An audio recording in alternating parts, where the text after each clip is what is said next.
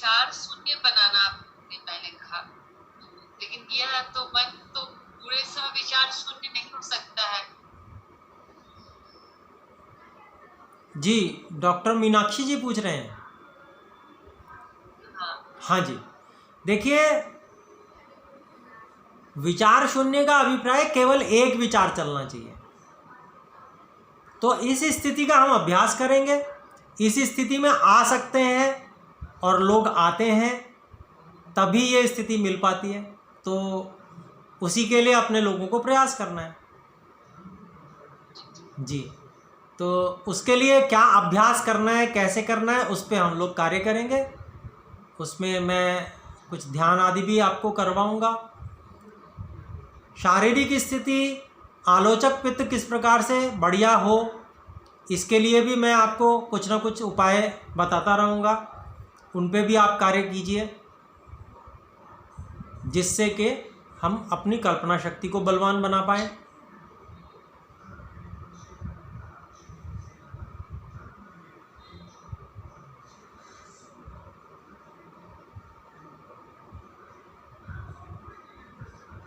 आचार्य जी, मेरा एक प्रश्न है। जी, पूछें। हम ये जो थर्ड आई एक्टिवेशन कर रहे हैं, इसका मुख्य उद्देश्य तो यही है कि अधिक से अधिक शास्त्र हमको स्मरण हो सके, हमारी कल्पना शक्ति मजबूत हो और हम मोक्ष की तरफ आगे बढ़ सकें। तो थोड़ा सा मतलब डिफरेंट है मेरा प्रश्न।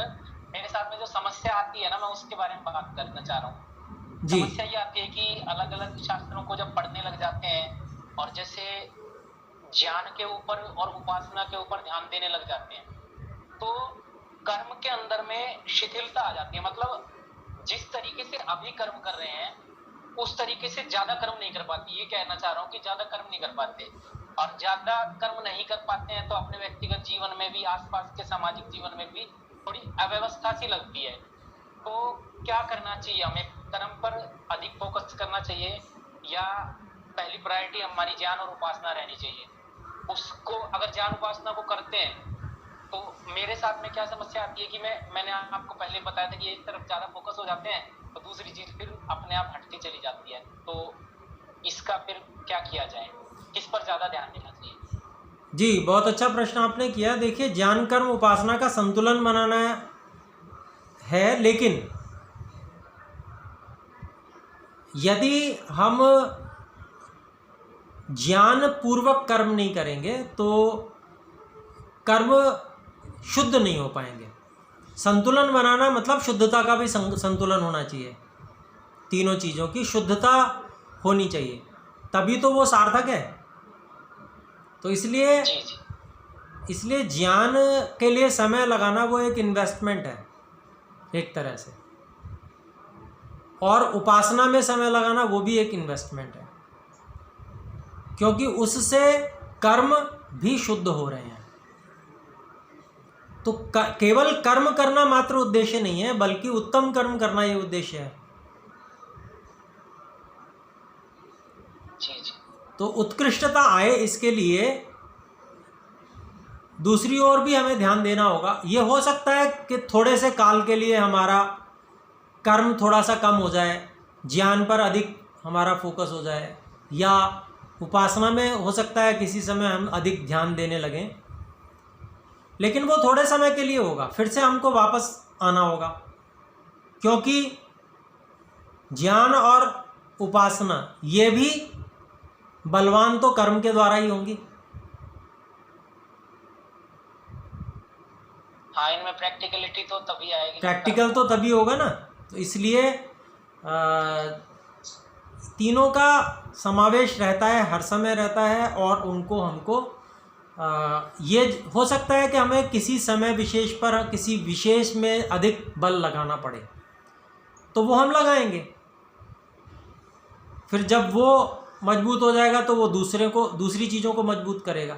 इस तरह से अपने को करना है, तो उसमें कोई बात नहीं है ऐसी। जी अच्छा। और उससे हमको ये भी नहीं सोचना है कि ऐसा क्यों हो रहा है, ये तो हमें करना ही होगा, ये सबके साथ में ही है। ये तो एक एक करके ही, मैं कभी कभी ऐसे उदाहरण दिया करता हूँ, जैसे कोई तिकोना पीपा है, उसके ऊपर थैला चढ़ाना है, थैले में ही उसको लेके जाया जा सकता है और वो फंस के आता है, तो पहले एक तरफ खींचेंगे, अगर एक ही तरफ खींचते रह गए तो फट जाएगा थैला। एक तरफ खींचेंगे, फिर दूसरी तरफ खींचेंगे, फिर तीसरी तरफ खींचेंगे, फिर पहली तरफ खींचेंगे, ऐसे बढ़ाते हैं एक दूसरे को।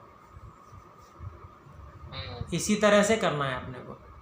तो यहाँ भी हम लोग यहाँ पर जैसे हम जो कार्य करेंगे इसमें उपासना की एक तरह से प्रधानता है, ध्यान की अधिक प्रधानता है इसमें, उसका अभ्यास अधिक है। तो उसके अभ्यास को करते हुए भी हम ज्ञान की ओर भी लगे रहेंगे और कर्म भी यथासंभव जो जो हमें करने हैं करते रहेंगे। अब मान लीजिए आप व्यवसायी हैं तो व्यवसाय थोड़ी छोड़ेंगे, अपना समय लगाएंगे ध्यान में, जो समय आपका अतिरिक्त जो रात्रि का है, सुबह का है, जो समय है तो वो लगाएंगे। बाकी कभी व्यवसाय में अवसर मिल जाता है तो थोड़ा बहुत चीज़ों को ध्यान में ले आएंगे, हाँ ऐसा ऐसा हम करते हैं, ये तैयारी हमें करनी चाहिए इत्यादि। बाकी समय में व्यवसाय करेंगे आप। व्यवसाय में शुद्धता ये आ जाएगी आपकी कि आप और अच्छे ढंग से करेंगे, एकाग्रता से करेंगे, ईश्वर प्रणिधान सहित करेंगे, ये सब विशेषताएं आ जाएंगी। तो ठीक है, और कोई बात आप जी कहें। एक बात ये प्रश्न पूछना था कि ये जो है सुबह सुबह हम लोग सोते उठते के संग कर सकते हैं कि स्नान वगैरह के बाद ही करना चाहिए? जी बिल्कुल कर सकते हैं, जैसे ही उठते हैं उस समय भी कर सकते हैं और स्नान आदि के बाद में तो करना ही चाहिए अभ्यास ध्यान का। जी, और इसमें हम ये मान के चलें जब हम एक बार ध्यान के लिए बैठें तो कम से कम 24-25 मिनट का समय लेके बैठें तो विशेष लाभ मिलेगा। और उसमें कुछ प्राणायाम भी मैं आगे बताऊंगा आपको, जिससे धारणा में विशेष योग्यता बनती है। इसमें धारणा बहुत विशेष हमें करनी होगी आगे।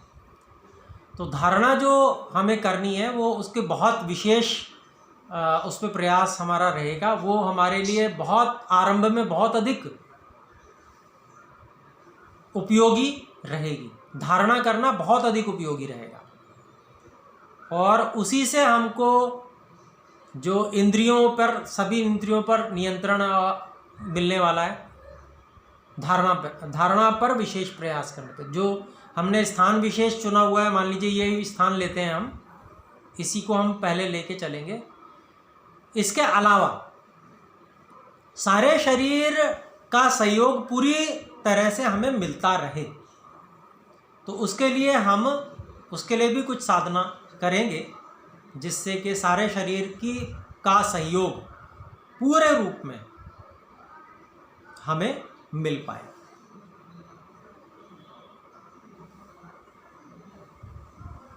तो थोड़े समय आज हम फिर आचार्य जी बोले एक छोटा सा प्रश्न हो रहा है। पूछिए। जैसे जो रेकी में भी ये कल्पना शक्ति का ही प्रयोग करते हैं, रेकी में भी बिल्कुल करते हैं। रेकी जो हीलिंग करते हैं तो उसमें भी मतलब फिर लाभ मिलेगा ना? अगर रेकी मैंने जैसे सीखी हुई है लेकिन उसका ज्यादा लाभ मिल नहीं पाता क्योंकि कल्पना शक्ति कमजोर है ना, बिल्कुल तो उसमें भी लाभ मिलेगा ना? बिल्कुल मिलेगा। मैं भी जो यहाँ पर थोड़ा बहुत आपको बताने वाला था वो उसी ढंग से ही बताऊँगा। मैं भी कल्पना शक्ति के बिना वो संभव नहीं है, वो हो नहीं पाता है, इसलिए कल्पना शक्ति का विकास करना बहुत ज़्यादा आवश्यक है। तो उसके लिए हम अभ्यास करेंगे। और अगर कोई वो और बात पूछनी है तो पूछें, और कोई हम में से, फिर मैं आपके सामने प्रश्न रखूंगा एक।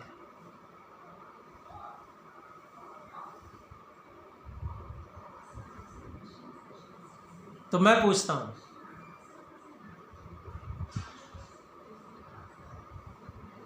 क्या हम में से किसी को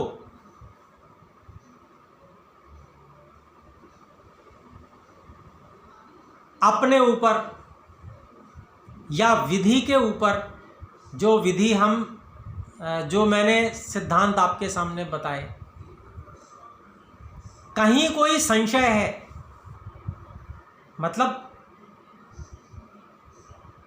ऐसा संशय है कि मैं कर पाऊंगा या नहीं कर पाऊंगा, हो सकता है सब करते हो, ऐसा कोई संशय हो, या ये विधि है या नहीं है। हाँ कहें, ब्रिजेश जी कुछ कहना चाहते हैं।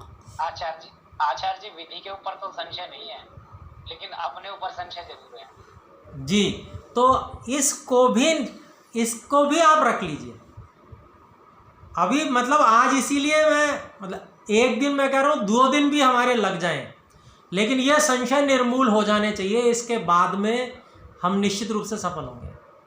संशय नहीं रहना चाहिए एक भी। आप रख लीजिए सारी बात, मैं आपकी सारी बातों का उत्तर देने का प्रयास करूँगा, और मैं ये प्रयास करूँगा कि आपके अंदर से ये बात बिल्कुल निकल जाए। आप सभी के अंदर से किसी भी तरह से कोई भी बात कि ये काम होगा या नहीं होगा, ये संशय नहीं रहना चाहिए।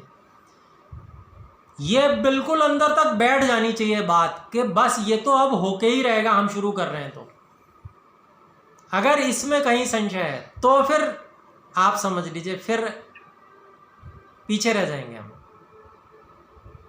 इसलिए इसको आप जो है अभी निर्मूल कीजिए। क्या संशय है, कहाँ पर कमी हमें लग रही है, उसको सामने रखिए, उसका उपाय मैं बताने का प्रयास करता हूँ जी। दरअसल आचार्य जी होता क्या है ना कि संशय तो हर व्यक्ति को होता ही है, ठीक है, लेकिन वो सामने नहीं रख पाता। लेकिन मैं अपनी है ना जैसा अंदर हूँ वैसे ही बाहर रख करके चलता हूँ। ये बहुत अच्छा है, बहुत सारी चीजों में देखता हूँ जी, बहुत अच्छा है ये। पीछे मैंने एक बार शायद बताया था, दिव्य ज्योति जागृति संस्थान है आशुतोष जी महाराज का, ठीक है, वहां पर भी मतलब उन्होंने बताया कि जो वहां पर साधिकाएं है ना, साध्वियां हैं, वो मतलब अपनी ऑरा बोल लीजिए, दिव्य शक्ति बोल लीजिए, मतलब रेकी की तरह से, और वो करेगी।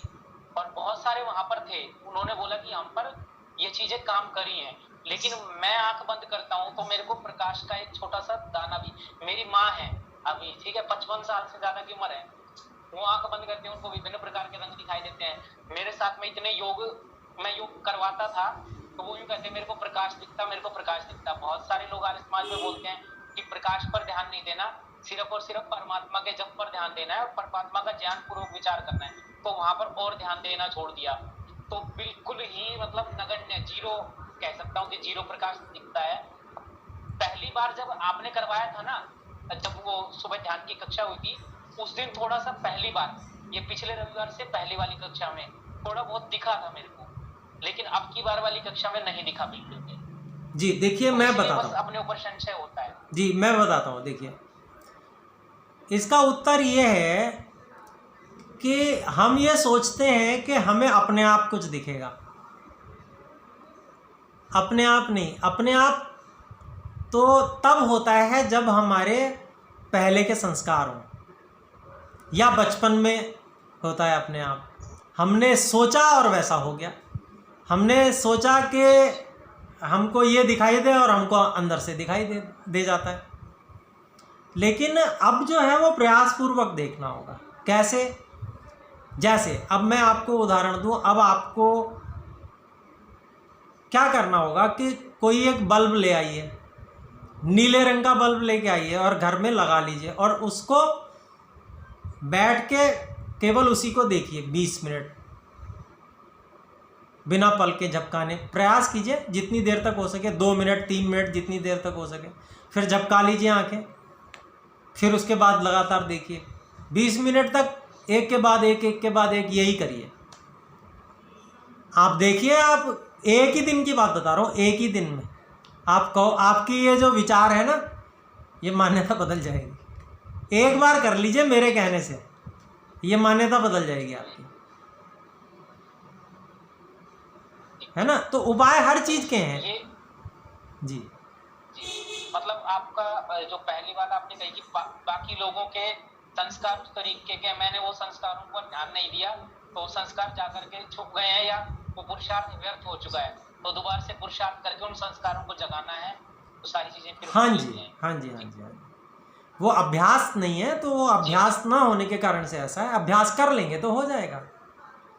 तो ऐसा कुछ भी नहीं है कि नहीं होगा, होगा जरूर, ऐसा मान के चलिए। आप करके देख लीजिए एक बार और फिर बताइएगा। अभी तो कल का समय है, परसों हमारी कक्षा होगी, ठीक है। ठीक। तो ऐसा करके देखिए। तो ये जो है पहले ये अपने अंदर मन में पक्का बिठा लेना है हर हाल में कि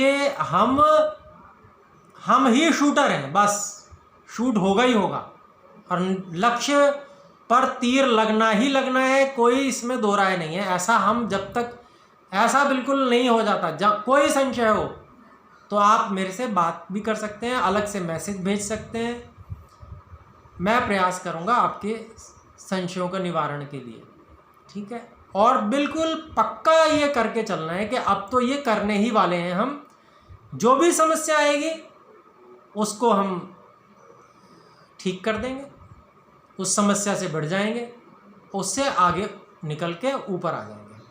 तो ये बात लेकर अपने को चलनी है।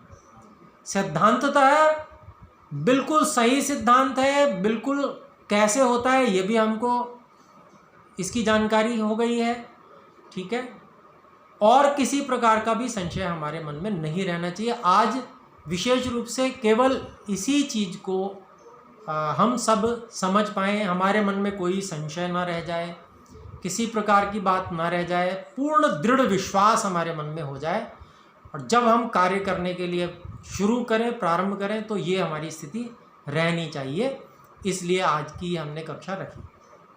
तो मैं समझता हूँ हमें आज पर्याप्त है, समय हो गया है, तो हम आज विराम करते हैं। अगली कक्षा से जो भी कार्यक्रम होंगे उनको मैं रखूँगा। एक दो काम मैं आपको बताता हूँ। एक काम, आप बाएं हाथ से यदि नहीं लिखते हैं तो लिखना प्रारंभ कर दीजिए। 1 पेज प्रतिदिन। दाएं हाथ से लिखते होंगे सभी, दाएं हाथ से लिखने वाले कौन जी? दाएं से लिखते हैं, दाएं से ही लिखते हैं सभी ना। तो आज से प्रतिदिन 1 पेज आप लिखेंगे बाएं हाथ से। बाएं हाथ से लिखने का अभ्यास करेंगे, और तब तक लिखना है जब तक वही गति जो सीधे हाथ की है, वैसा ही सुंदर अक्षर जो सीधे हाथ से लिखने में आते हैं वैसे ही जब तक ना आने लगे तब तक इस कार्य को छोड़ना नहीं है। इतना अभ्यास करना है। ये कार्य आज मैं आपको बता रहा हूँ, सभी ने ये करना है, ठीक है। तो हम सब अब विराम करते हैं।